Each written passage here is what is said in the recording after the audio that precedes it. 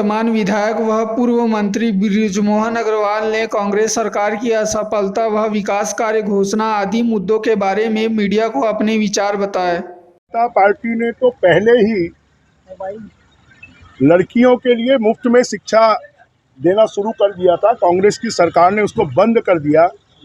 अब जब चला चली की बेला है और उनको मालूम है कि पीएससी घोटाले को लेकर छत्तीसगढ़ के नौजवान परेशान हैं और इस सरकार को सबक सिखाने वाले हैं, तो नए नए तोहफे देने की कोशिश कर रहे हैं। पर अब ये तोहफे बेकार जाएंगे, क्योंकि इन्होंने चाहे तेंदुपत्ता मजदूर हो, तेंदुपत्ता मजदूरों का इन्होंने पनही छीना, उनकी साड़ी छीनी, उनके बच्चों को मिलने वाला वजीफा छीना, उनके स्कूल का उनका इंश्योरेंस छीना, उनके बच्चों की पढ़ाई के लिए जो पैसे मिलते थे वो छीने, उनकी बच्चियों की शादी के लिए जो पैसे मिलते थे वो छीने। तो अब ये कुछ भी कर लें, अब लोग इनके भुलावे में आने वाले नहीं हैं। वो भारतीय जनता पार्टी कमल फूल को ही वोट देंगे, क्योंकि उनको मालूम है कि भारतीय जनता पार्टी ने चाहे अब ये वनोपज के लिए एमएसपी की बात कर रहे हैं।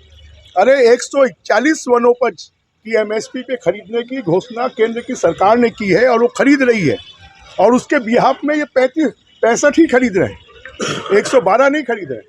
112 तो केंद्र की सरकार ने एमएसपी पे खरीदने की घोषणा की और वो खरीद रहे हैं, और उसके लिए ट्राइफेड को पूरा पैसा केंद्र की सरकार देती है।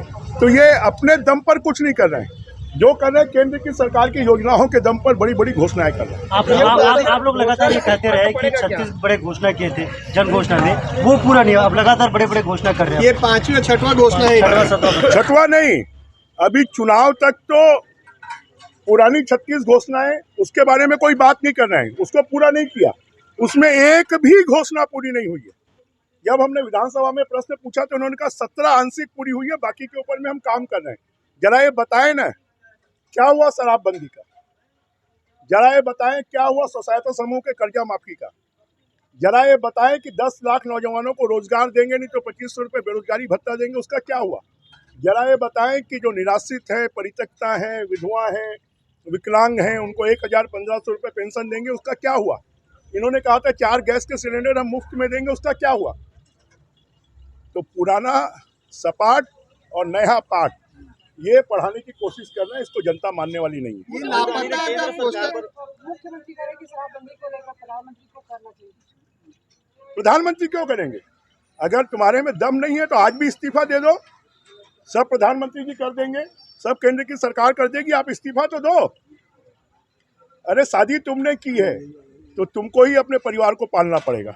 हमको सरकार में तुम हो, सरकार में तुम हो तो तुमको जो घोषणाएं पहले की है उसका पालन करना चाहिए। बीजेपी क्या करेगी, वो सरकार में आएगी, और आने के बाद में बीजेपी ने छत्तीसगढ़ को 5 साल पहले तेजी से विकसित होने वाला राज्य था, रायपुर सबसे तेजी से विकसित होने वाला शहर था। आज छत्तीसगढ़ बीमारू राज्य बन गया है, आज कर्जे वाला राज्य बन गया है, आज रायपुर गड्ढों का शहर बन गया है, आज रायपुर धूल का शहर बन गया है। नई राजधानी में कमीशन खाने के लिए मुख्यमंत्री के घर बना रहे हैं, मंत्रियों के घर बना रहे हैं, गरीबों के घर क्यों नहीं बन रहे हैं? 12 लाख 16 लाख ग्रामीण आवास, 5 लाख शहरी आवास को छीनने वाला कौन है? जरा इसको बताएं।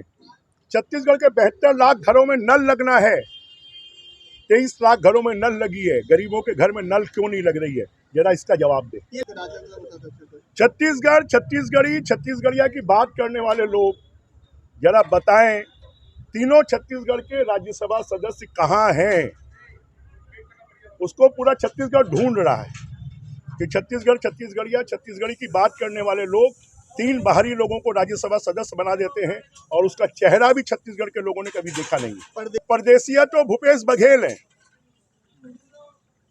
जो छत्तीसगढ़, छत्तीसगढ़िया, छत्तीसगढ़ी की बात कर और परदेसिया सोनिया गांधी जी, राहुल गांधी जी और प्रियंका गांधी जी के एटीएम बने हुए हैं, यहाँ के पैसे के लूट कर वहाँ पर पहुँचा रहे हैं। तो परदेसिया तो सबसे बड़े परदेसिया यहाँ के लिए कोई है तो वो भूपेश बघेल है। भी जानते हैं, हम देख रहे हैं कि कांग्रेस कौन कौन सी फर्जी घोषणाएं करती है, और उसका जवाब बीजेपी के घोषणा पत्र में आएगा। पूरा आदिवासी क्षेत्र जल रहा है, धर्मांतरण की आग में जल रहा है।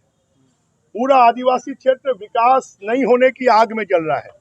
पूरा आदिवासी क्षेत्र नक्सलवाद की घटनाओं पर जल रहा है, और उसको जलने से कोई बचा सकता है तो भारतीय जनता पार्टी और नरेंद्र मोदी जी बचा सकते हैं।